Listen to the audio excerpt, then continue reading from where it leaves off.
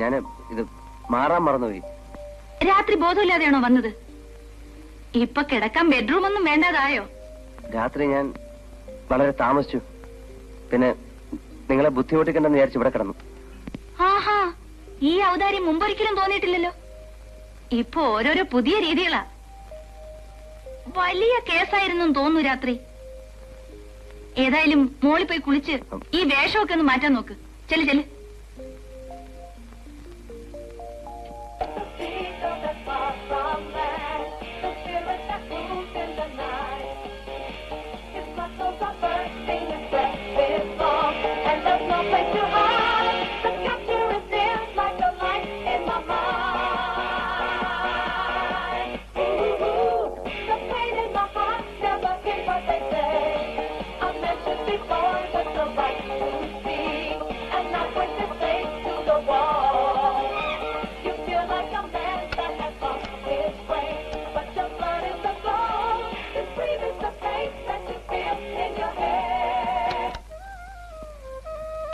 Sir എന്നെ പറ്റി വല്ലതും പറഞ്ഞോ?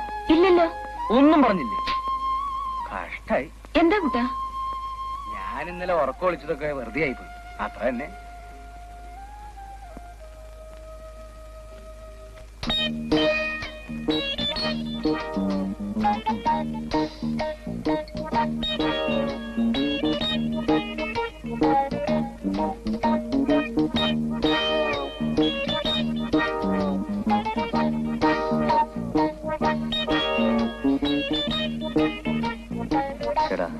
ഇവിടെ ലുങ്കി പോലും കാണുന്നില്ലല്ലോ.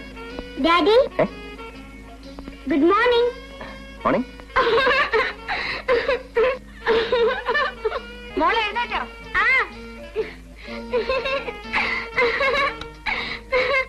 ആഹാ, രാവിലെ എഴുന്നേറ്റിരുന്ന് ചിരിക്കുന്നോ? വേഗം പോയി പല്ല് തേക്ക്. കുളി ഇതുവരെ കഴിഞ്ഞില്ലേ? തീർന്നു. ഡ്രസ് എടുത്ത് പുറത്തു വെച്ചേക്കും.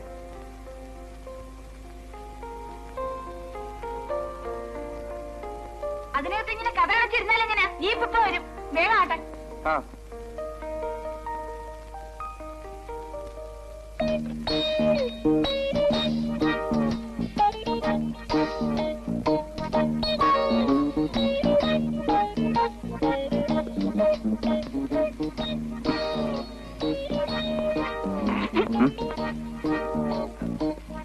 ഞാൻ പുറത്തു വെക്കാം.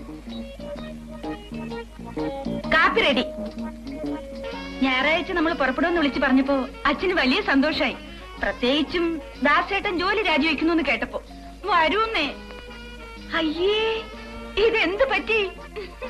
നീശ പോയി.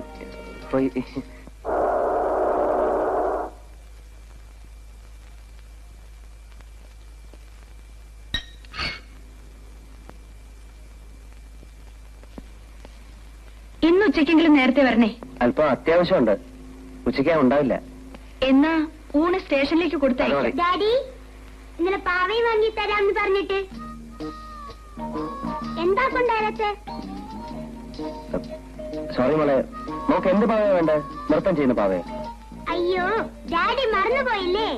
ഞാൻ കാണിക്കാം. ഓർമ്മ വരുമോ നോക്കട്ടെ. ഇപ്പൊ കിട്ടിപ്പോയി. വൈകിട്ട് വരുമ്പോ പാവയെ വാങ്ങിച്ചോട്ടരാ.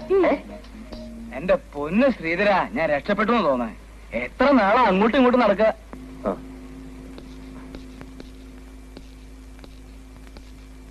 അല്ല താനോടെ പോന്നു? ഞാൻ പോകുന്ന വഴിക്ക് വീട്ടിലിറങ്ങാം. ഏത് വീട്ടില്? എന്റെ വീട്ടില്. യൂണിഫോം ഒക്കെ അവിടെയാ. വേണ്ട, താ അകത്തോ. അടുക്കള വല്ല പണിയുണ്ടോ നോക്ക്. ഉച്ചയ്ക്ക് കറക്റ്റായിട്ട് ഇയാളുടെ ചോറ് കൊടുത്തയക്കണം. അല്ല, തനിക്ക് യൂണിഫോം ഇടണം നിർബന്ധമാണോ? അതെന്റെ ചോറല്ലേ സാർ.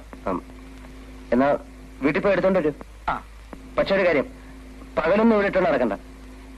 വേണമെങ്കിൽ രാത്രി അതിട്ടുണ്ട് ഈ ഗേറ്റിലൊക്കെ എന്നാ മതി.